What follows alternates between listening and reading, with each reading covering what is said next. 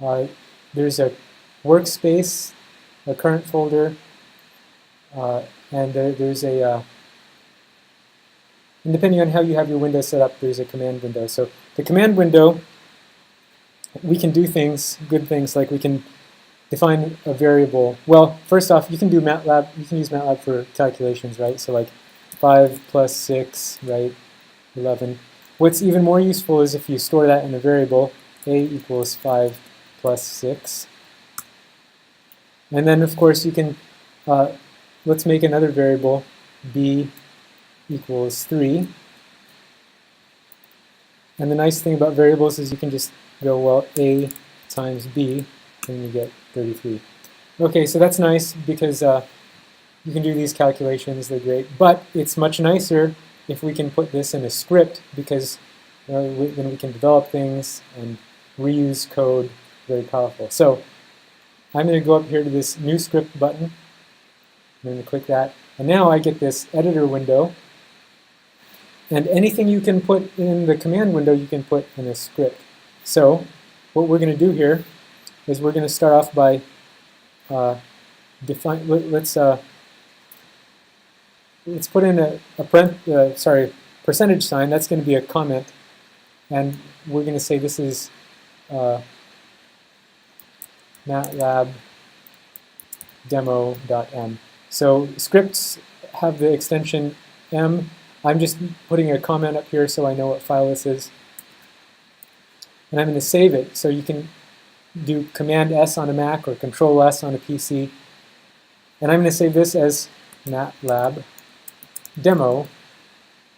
And I can omit the .m or I can add the .m because, see, it's going to give me the .m extension anyway. So there it is. And you can see it in the current folder, right? Matlab demo.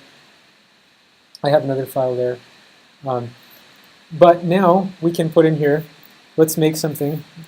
I'm going to call it nx, and we're just going to say, make it 201 for now. So if I save this, Command S for Mac, Control S for PC, now I can hit run. So there's this green arrow, hit run, and you can see it's processed that. You see it has nx in the workspace, it's 201. And so if you want to see that what's in the workspace, you can click on the workspace tab, wherever that is for you. And here's some variables that I have in the workspace, whatever. Okay, nx is 201, it's an integer. Let's make a vector. So I'm going to put the semicolon because the semicolon suppresses output. So here's what I'm going to do. To make a vector.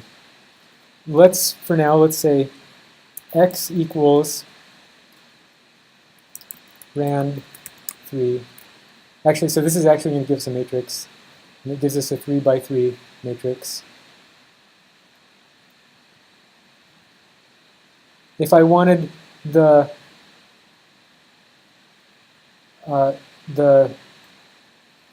second element in the first row, how do I get that? Yes? 1, 2, right? Second element, first row, like that. So it goes row column. And so we predict that gives me 0.9134. 0.9134. See how that works? Okay. We could also pull out maybe let's say we want the third row and all columns. We put in the third row and then colon for all columns, and you get the third row, all columns. See how that goes?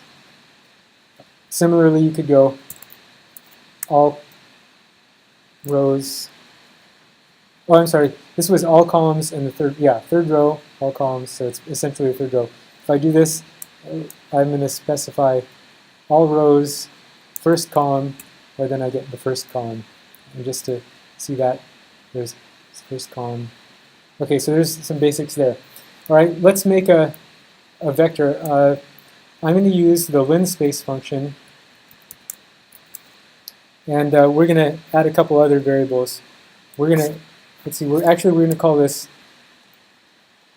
xa, and we're going to use an xa min. We're going to set that -5, and xa underscore max, we're going to set it to be 5.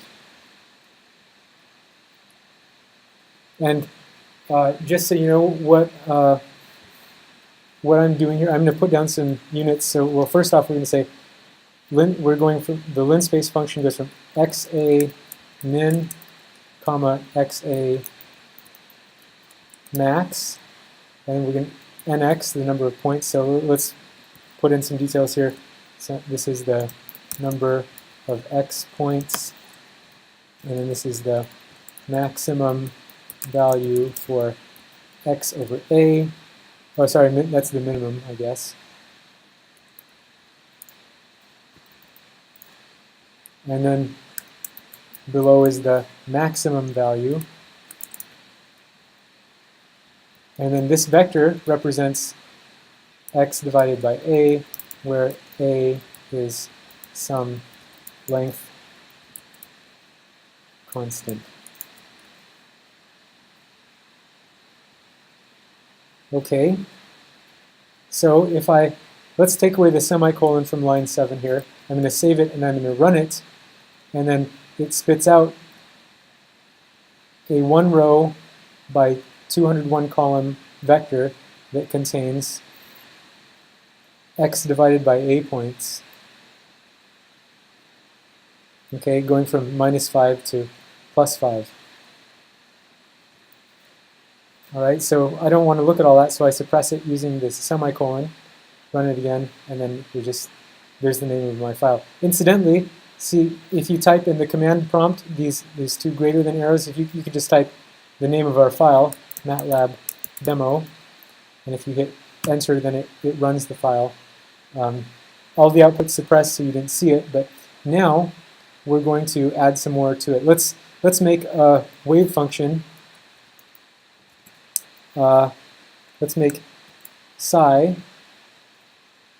be sine xa, so sine xa, and we're times the x of negative xa squared divided by 2. Now, this isn't going to work. It's going to give me some errors, and I'm going to explain why in a second. Essentially what we're doing here is we have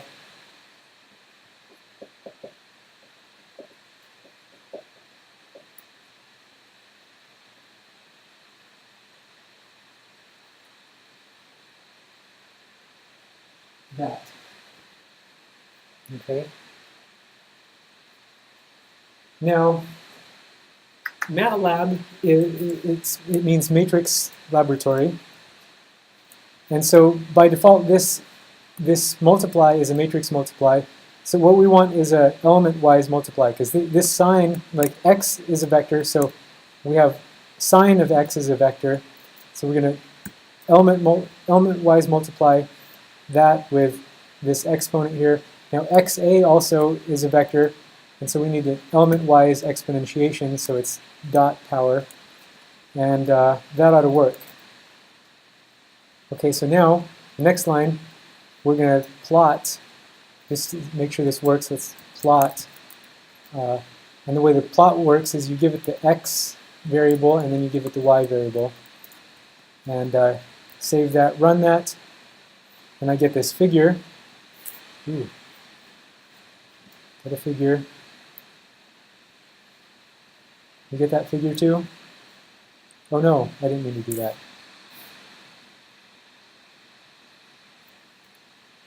And what you can do, you can move the figure around. But what I'm going to do is, there's this little arrow in the upper right. I'm going to click that to dock it so that the figure gets fixed in one spot.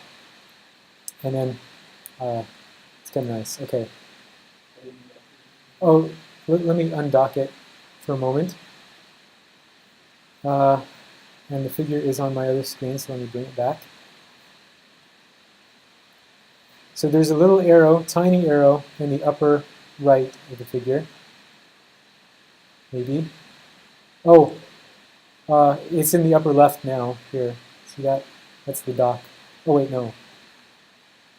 Yeah, you got it? Okay. So the other thing we want to do, I like to make the line width a little bit thicker.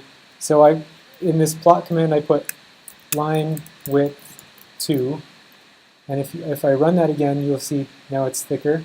Another nice thing is to turn the grid on, so I get a new line grid on, and you can see it puts in this background. Every good plot, well, before we get to that, let's format things a little bit nicer.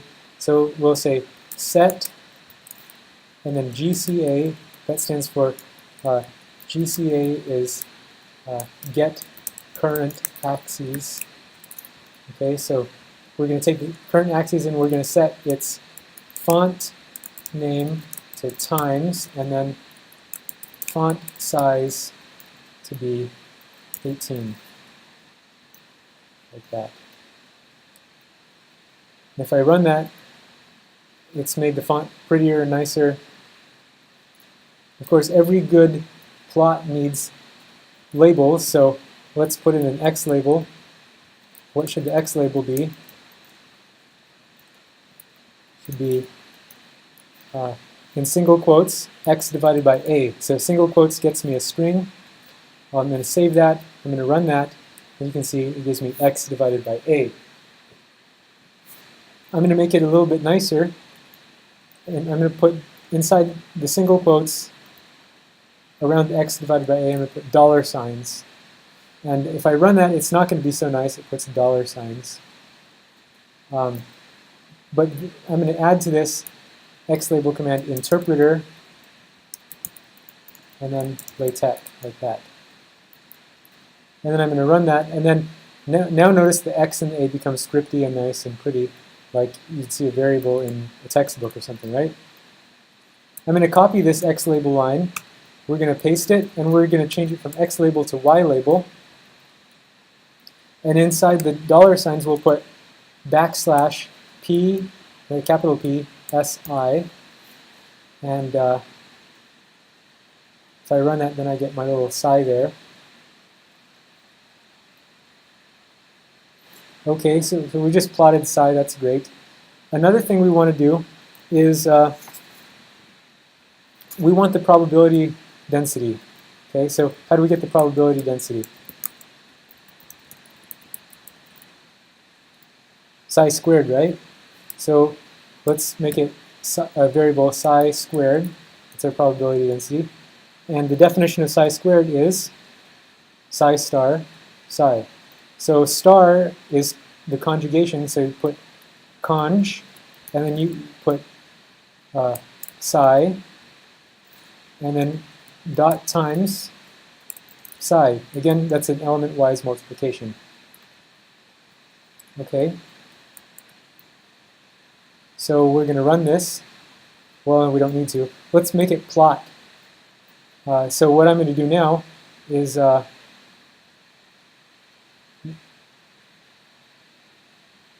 well, let's see. I'm going to undock this, I guess. Undock. Undock. And for now, I'm even going to close this figure.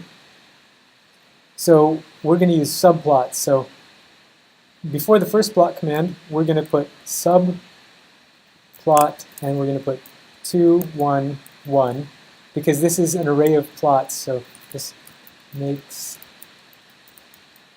well, we're going to say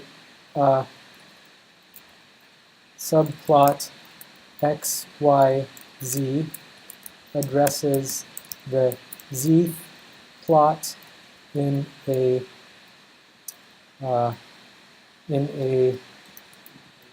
x by y array of plots. So if we run this, this addresses the zth plot in an x by y array of plots. And so what that does for us is it gets us this. Maybe I'll dock that again. Why not? Okay, so now we want to plot the probability probability density. I'm going to comment that probability density on line 21 for me, and then we'll say, now we're going to do subplot 2, 1, 2. So we want to keep the number of plots the same, or else it'll erase things. And we're plotting in the second box now, the second plot. So we're going to plot x divided by a, and then psi squared. And then I think I would like to do the same thing. So line width 2. And if I run that, what happens? That's what that looks like. Okay. Now let's think about let's copy and paste from above. X label, Y label. Paste them down here. The X label can stay the same. The Y label, it should be in the dollar signs. We'll put the pipes so that we get the absolute value, and then the squared. And let's run that, and you can see. Oh, there it is. So you notice it's not as pretty as the plot above. So let's copy the formatting from above, the set GCA line.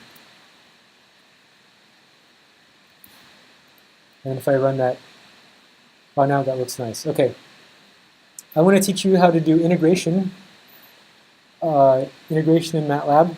So let's put here, I'm going to put 2 percentage signs,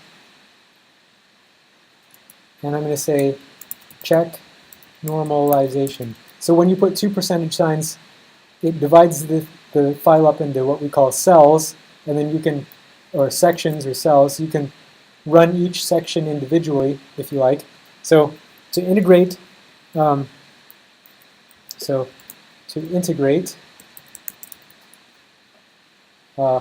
y with respect to x, use trap z x comma y. So we'll come up with a variable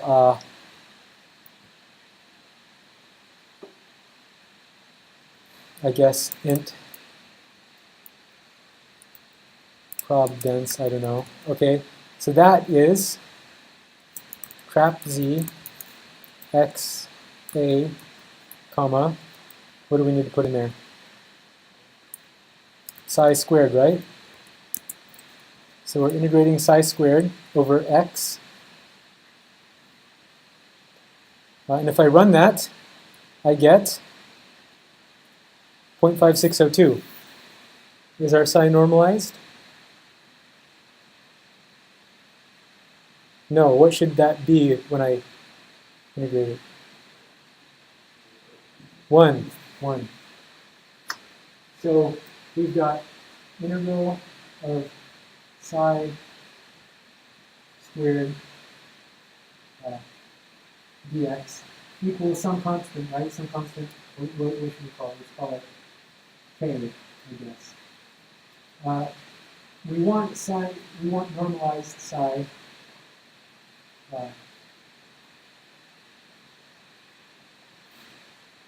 Right, so we're going to put in a constant a, so we want, how do we say this?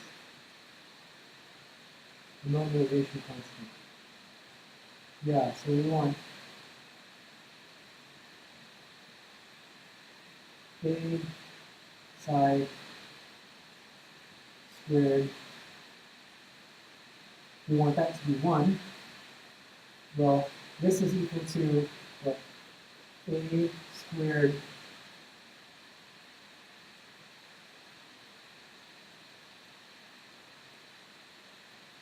right? But this is k. So that tells us to normalize it, we use a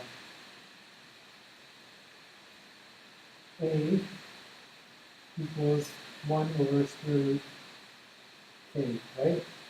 And then so psi 0 equals 1 over root k psi. That's how we're going to normalize. Okay, so let's try this. Let's make a psi normalized equals psi, and we're going to multiply it by, what did we say, 1 over square root 1. Well, shoot, we'll just take psi and let's divide it by square root of this integral value in okay. And then let's check the normalization. So int prob dense 2. We're going to trap z and then xa, and then here it should be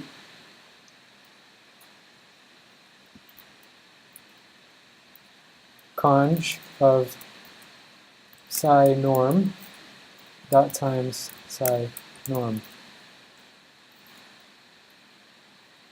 Let's run that, see what happens. Oh look, I got a 1. So I normalized it.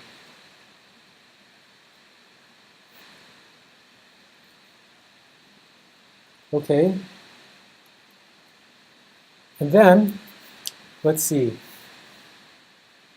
I'm going to teach you one last thing before I let you go away. We can put in a line, for example.